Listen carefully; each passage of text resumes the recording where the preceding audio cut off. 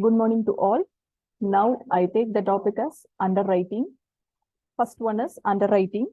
Underwriting may be defined as a contract entered into by the company with a person or institutions called underwriters who take up the whole or a portion of such offered shares or debentures as may not be subscribed for the public on consideration of remuneration called underwriting commission.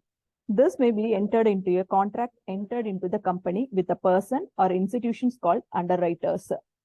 The indicated by the above definition is underwriting is an undertaking or guarantee legally or enforceable. It is between a company and underwriters who may be individuals or institutions. The underwriters undertake to take up shares or debentures which may not be subscribed for by the public. The underwriters may agree to take up a portion or whole issue made for public subscription. The consideration for the underwriting is underwriting commission.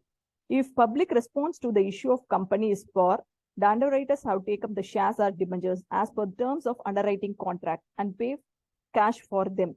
The magnitude of such an obligations prohibits in a single person or firm underwriting an entire issue. Usually, two or more underwriters join together to underwrite an issue. Next one is purpose and issue of underwriting.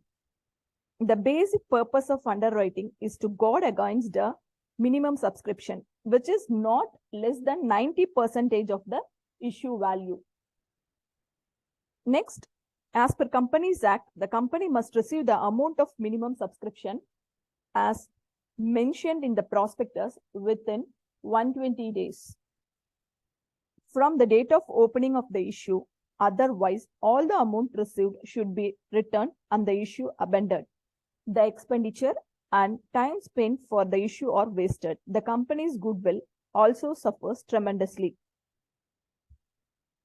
Underwriting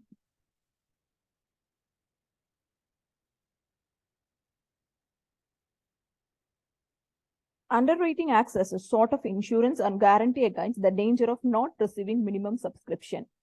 The capital market of a company is vital for mobilization of funds by companies. Underwriting is like a lubricant which enables smooth functioning of capital markets. In view of importance of functions of underwriting, several financial institutions of central government have been functioning as underwriters in India. The most important of them are IDBI, IFCI, ICICI, LIC, UTA, etc. Even nationalized and non-nationalized commercial banks take part in underwriting of issue of companies through subsidiary floated like SBI Capital Markets. Next one is underwriting commission. The commission is consideration for the services rendered by the underwriters. It is paid for the risk taken by them in placing of shares before the public. Underwriting commission is paid at specified rate as per the agreement, subject to limits fixed by the company.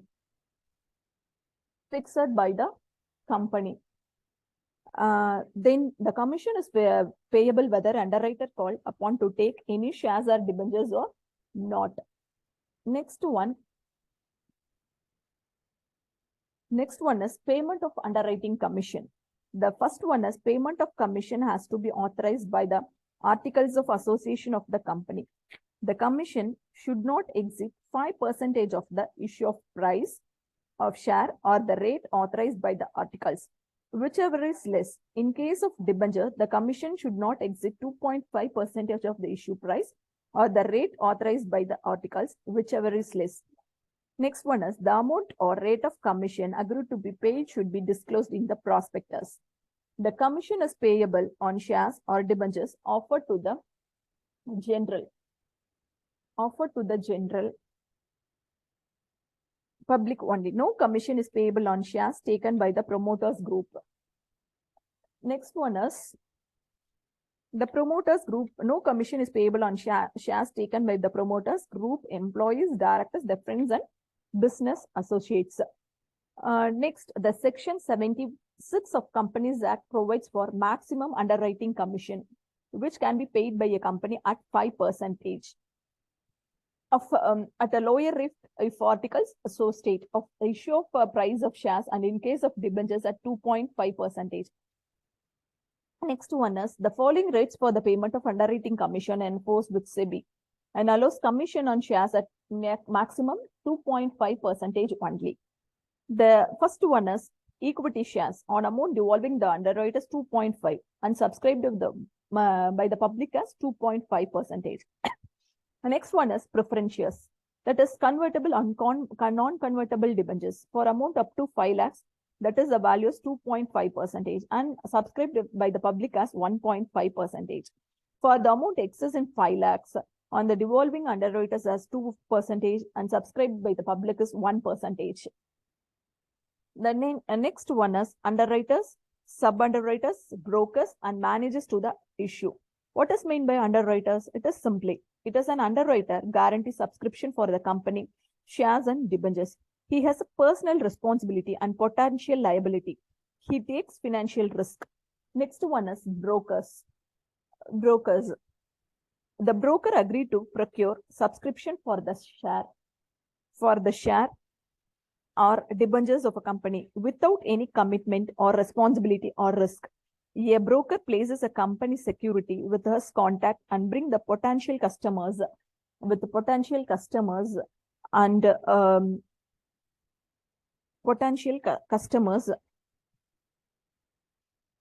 and together. It is eligible for remuneration from the company. Brokers are eligible for remuneration from the company called brokerage.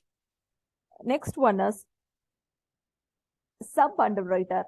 What is meant by sub-underwriter? And the underwriter may appoint one or more sub-underwriters who work under him. The sub-underwriters have no priority of contract with the company. They are responsible to the underwriter alone and the remuneration as per the terms of the contract with the underwriter. Managers to the issue. Company are free to appoint one or more agencies as managers to the issue. They take charge of an issue from the planning stage till the completion of all formalities relating to the issue. The aggregate amount payable as a fee to the issue of managers is for issue up to 5 crores is 0.5%. For above 5 crores, it is a 0.2%. Next one is what are the types of underwriting? First one is pure underwriting. That is a sub-point as complete and partial underwriting. Next one is firm underwriting. First one is pure underwriting. That are two types. If this type, what does mean by pure underwriting means? If this type of contract, the underwriter liability is purely contingent, agrees to subscribe for shares or debentures of the company, which are not applied by the public.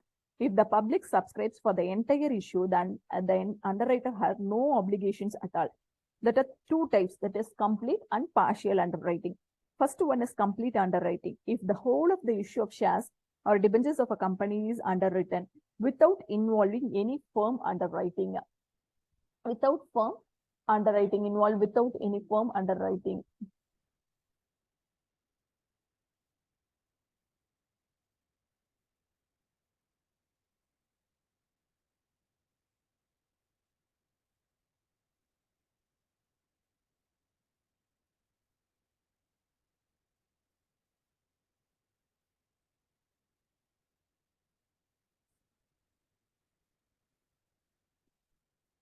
Next one is partial underwriting.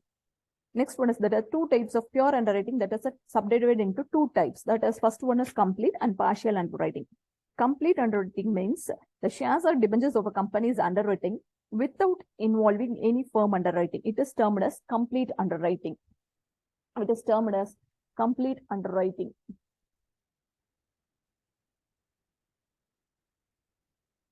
The whole of the issue of shares or debentures of the company is underwritten without involving any firm underwriting. It is termed as complete underwriting. The issue may be fully underwritten by a single underwriter, each agreeing to take entire risk. Next, it may be underwritten by more than one underwriter, each agreeing to take risk only to limited extent.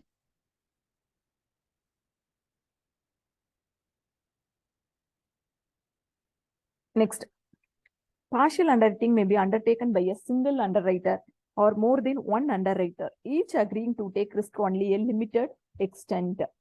Then some of the various forms are entered into the underwriting, that is marked, unmarked applications. First one is, what is meant by marked applications? These are duly filled up applications received by the company from public, bearing the stamp or marking of a particular underwriter. They were originally issued to the public by the underwriter or his agent. The marked applications are deemed to be received through the underwriters, even if they are directly submitted by the applicant to the company. Next one is unmarked applications. They are duly filled up applications received by the company from the public without bearing any stamp or marking. They were originally issued by the company to the public directly. They are usually termed as direct applications. Next one is, these are the format of complete underwriting. Format of complete underwriting. Gross liability of each underwriter. Next one is less marked applications, balance. And then next one is less unmarked applications, net liability. Transfer. If any surplus is made in the liability, it has to be transferred to this account. That is totally considered as net liability. For example,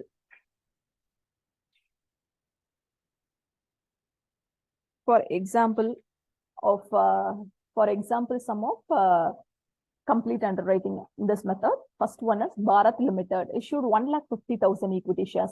The whole of the issue are underwritten as follows: that X is 50%, Y 25, and Z is 75. The totally 100%. Totally underwriters is made 100%. So it is a complete underwriting. Applications for 1,20,000 shares were received in all, of which applications 30,000 shares and a stamp of X. Those 15,000 that of Y and 30,000 of Z, and the remaining applications were 45,000 shares did not bear any stamp. That is unmarked applications. Next one is determine the liability of underwriters. First one is particulars X, Y, Z, number of shares. Gross liability, that is 1,50,000 is to be it will be segregated into this percentage, 50 is to 25 is to 25%. Then totally 1,50,000. Then next one is, it has to be applied in a format.